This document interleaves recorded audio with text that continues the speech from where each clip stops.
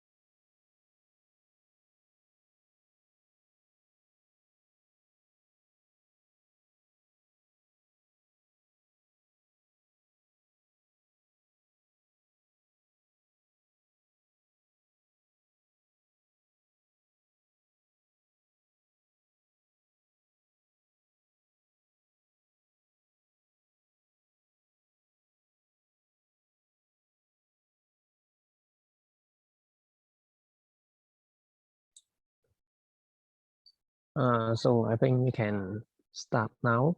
So let me share my screen.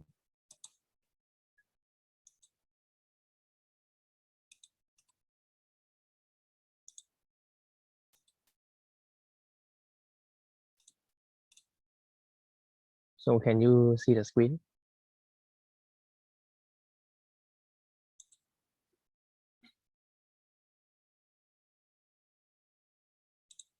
Okay. So this exercise are basically some questions on special relativity. And the first questions, we are asked to determine whether the form momentum is time-like, space-like, or light-like under these three conditions. So first, we may have some do some revisions on four factors. So four factor is basically a four-component object in four-dimensional space-time, which will remain unchanged under a coordinate transformation. But these components will change under the rule of Lorentz transformation. So we can write the four factors in this component form, and the components will transform under the rule of Lorentz transformation. So if you are not familiar with this, you can recall what we learned in three-dimensional space. So in a three-dimensional space, we have a vector, and if you rotate the coordinates, the vector itself will not change because this doesn't depend on how we define the axis. But when we rotate the coordinate system, the component will change, and we can obtain the new components by the rotation matrix. So the rotation matrix is just like the Lorentz transformation matrix here. So we can use the Lorentz transformation to relate the new components and the old components. So, and having this Lorentz transformation, we can then define the invariant of Lorentz transformation, which means when we measure this in all inertial frames, we will always get the same value. And here G is the metric, which is defined like this. When mu and nu are both 0, G mu nu will be 1, and they are 1 when mu and nu are 1, 2, or 3, it will be -1, and when mu is not equal to nu, it will be 0. And you can also relate it to the case of three-dimensional space. So in 3D space, we have dot product, and we know that it is also an invariant, and we can write it like this.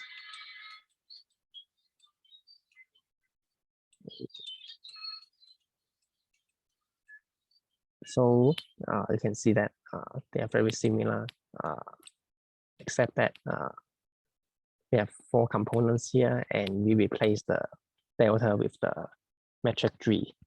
So let's consider an example of the space-time four factor. So the space-time factor consists of the t and the xyz components, and we can do the scalar product with itself, and you can see that this is indeed an invariant because this is guaranteed by the constancy of the speed of light. But notice that in this expression, we have some minus sign here, which means that the length square of the four factor is not always non-negative, which is not like the case in 3D space. So due to this, we can categorize the space-time vector into 3 cases. When the length square is larger than 0, which means the time part is larger. So we'll call the space-time vector to be time-like. And when it's smaller than 0, which means that the spatial components will dominate. So we say x mu is space-like. And when it's 0, x mu is like-like, because it is the case for photon. So here's some revision on 4 factors. So back to our questions. We want to determine the type of the 4 momentum. And for wheel particles, we say that they are on mass shell. That means they have to obey these relations. And so the scalar product of the 4 momentum will always be m squared c squared, which is greater than 0. So for a wheel particle, the 4 momentum is always time-like.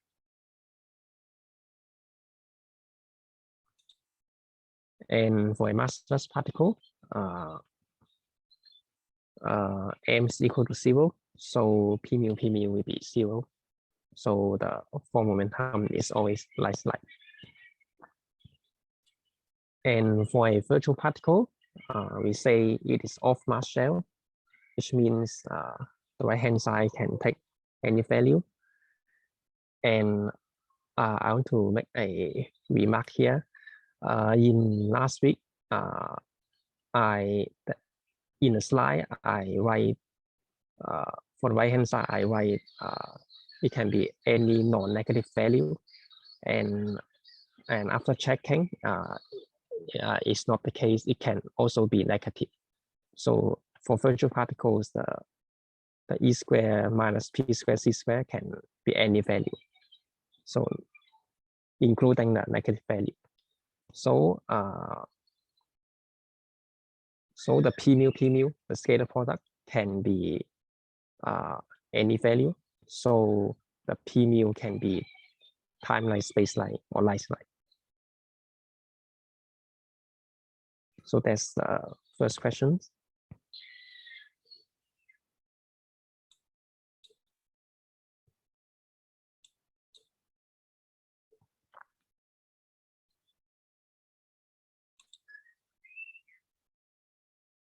How can it be space-like? Because an example. Because recall that for virtual particles, we cannot observe it or measure it. So even it's space-like, it does not affect our physical measurement. So it will not cause any causality problem or anything unphysical. So that's no problem for it to be space-like.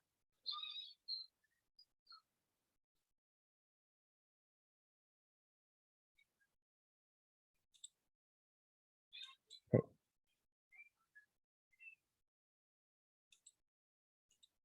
So for the second question, we have the pions.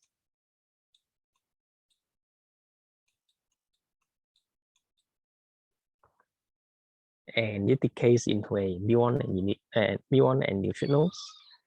And further, the neutrinos is 90 degrees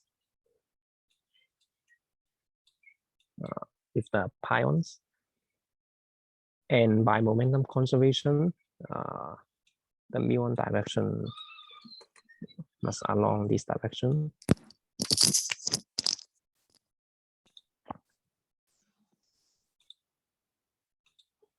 So we can define an angle theta. So we want to find this theta. And for this kind of kinematic problems, the fundamental concept is to use the conservation of form momentum. So we can first write down all the form momentum of all the particles. So for the pions, we can choose the traveling direction to be the x-axis. So the form momentum is like this. And we call that the relativistic energy is gamma mc squared, and the momentum is gamma mv. So we can relate e pi and p pi to the given speed v, like this. And for neutrinos, because it is 90 degrees with the pions, so we can choose this direction to be the y-axis. And notice that in standard model, we still assume neutrino to be a massless particle. So the energy will just equal to Pc. So the form momentum is like this. And finally, for the muons,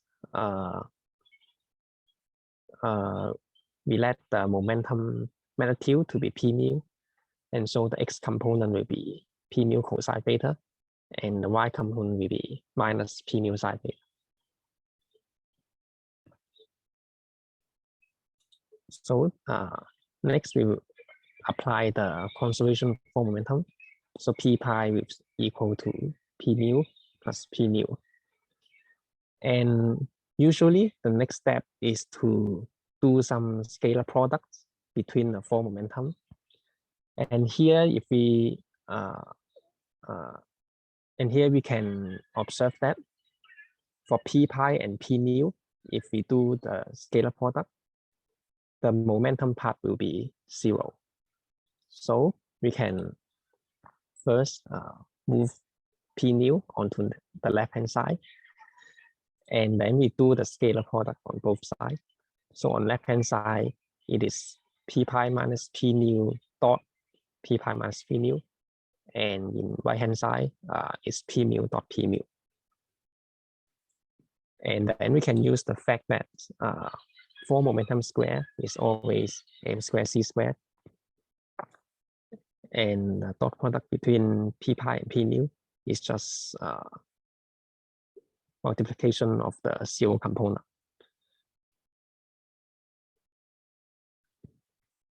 And then we can use e pi equals gamma mc squared, and we substitute into the expression, and we do some simplification. And so up to now, we obtain an equation which depends on p mu, but p mu is not what we want, because we want to find theta. So we want to express p mu in terms of theta. So the way to do that is conservation of form momentum again. So we can focus on the x component and y component, and by conservation we can write down two equations here, and we can eliminate p mu by dividing them. So we'll get p mu equals p pi tangent theta, and p pi is what we know, because p pi can be written as gamma mv, and the speed v is given, so we can just substitute and get p mu equals gamma mv tangent theta.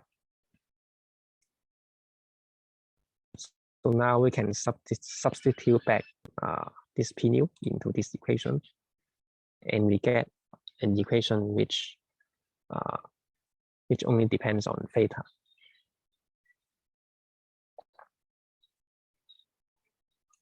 So arranging the terms, we get the final answer here. And we can also write more compactly by dividing beta to be v over c.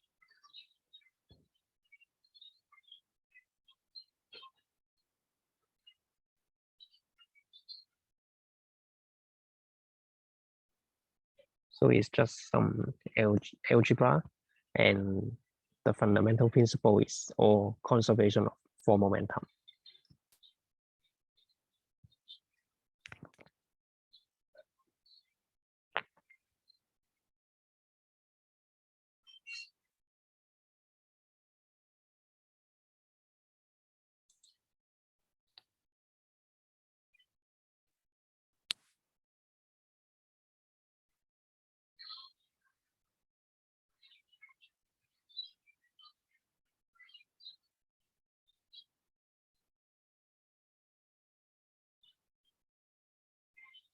So we can go to the next question.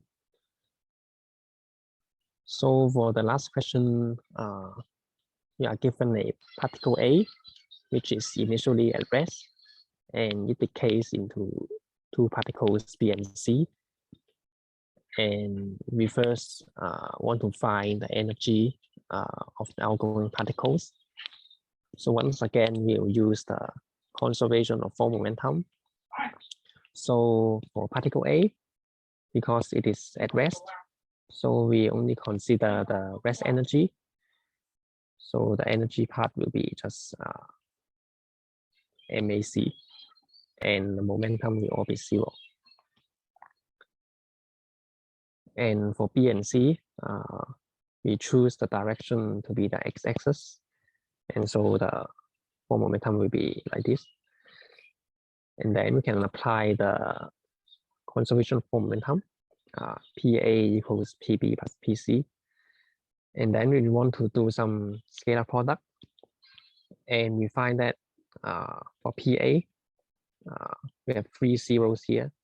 So it will be the simplest to do some scalar product between PA and PB. So we can just move PB onto this side and do the scalar product on both sides. You can also choose PC. That's also works. And next, we want to use the fact that momentum square is equals to m squared c squared. And the dot product is just MAC times EB over C. So now it's an equation which depends on EB only. So we can move the terms and obtain the expression.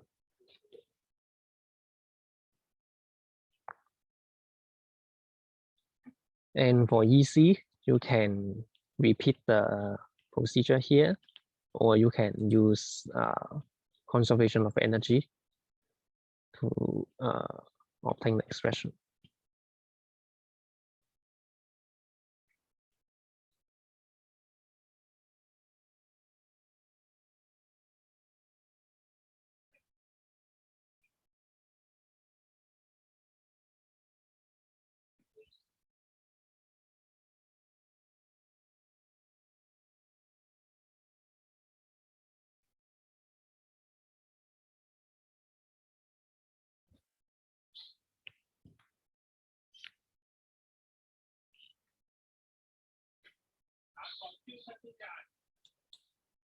So for next question, we are asked to find the magnitudes of the momentum.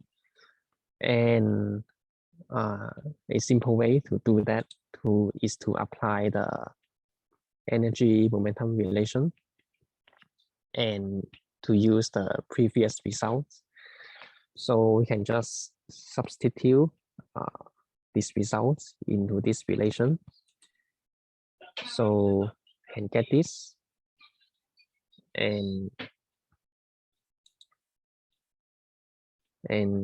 we can just cancel one c square and move the PB onto the left hand side. So and then we can do some factorization. So you can see that this is of the form of a squared minus b squared.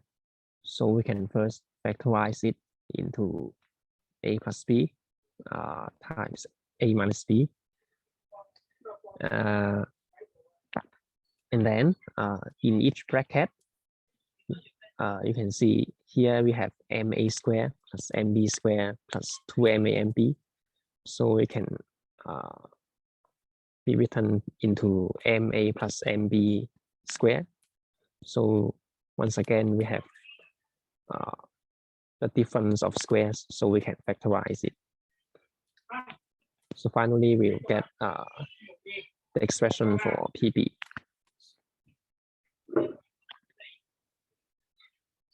And for PC, you can repeat the steps here, or you can simply use the conservation of momentum to argue that PC equals to PB.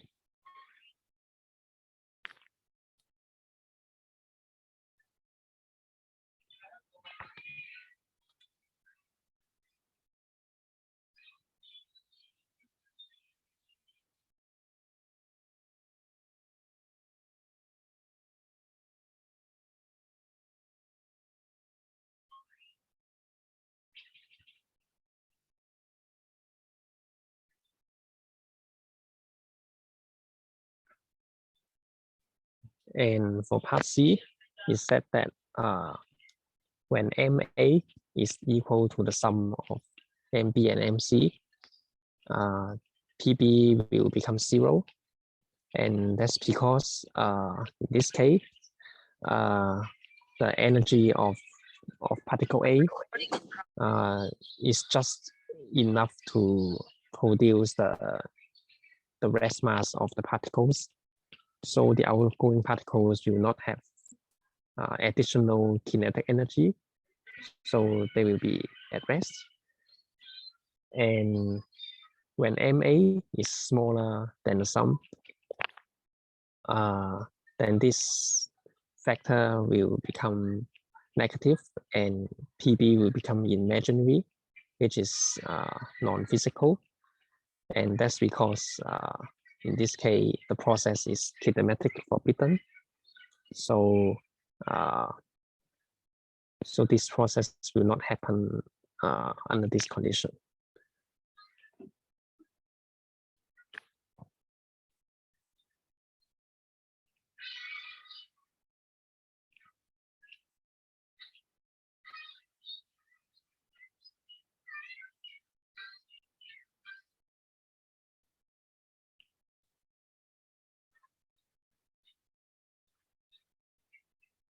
So I think that's the end of the exercise. And if you have any questions, you can ask. And if no question, you can leave now.